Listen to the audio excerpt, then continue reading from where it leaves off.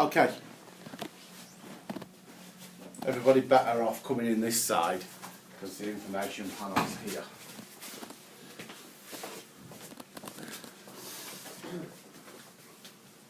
Okay, this is called Maxi Sky 2. Obviously made by ourselves, Joe Huntley. My name's Tony. What I'll go through first is basically buttons, switches, display, etc. To be honest with you, that is the most of it anyway.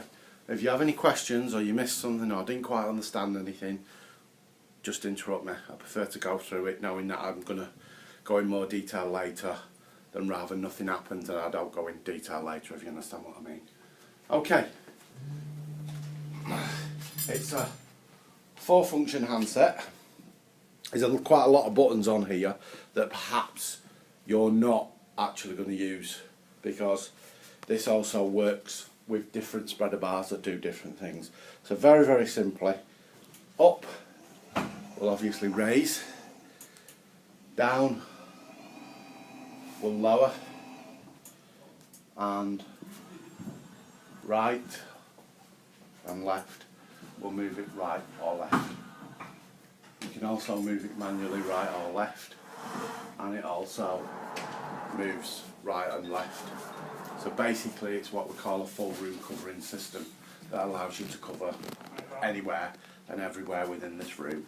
So you can do a transfer from the toilet over to here or in the corner or wherever it needs to be, basically. Then we've got 2 buttons under that which show repositioning, which is not applicable to this spreader bar. And then we've got a return to charge button, again, which is not applicable. And then we have got an information button which is applicable. Okay, looking at the information button, we might as well go on it now. Very, very simple. If we currently look at the panel here, that's where all your information is. Currently it's displaying a picture of a battery, which is showing half full at the moment. If we press once, it will show you the total number of lifts. Press twice, lifts the last day, and then last week, and then average lifts. Okay. It's just basically basic information, really. Yeah. A lot of it's about servicing and maintenance more than anything else. Press again and it reverts back to the current position of the battery charger. We've got a green light here, which is obviously what we like. If it goes red or amber, it means that there's an issue. If it's on amber, that means it's actually charging on the docking station, which I'm going to go on into in a minute. We've got auxiliary buttons for up and down here, just in case the handset got broken or damaged. It means you could still get your child back into position where you need to get them.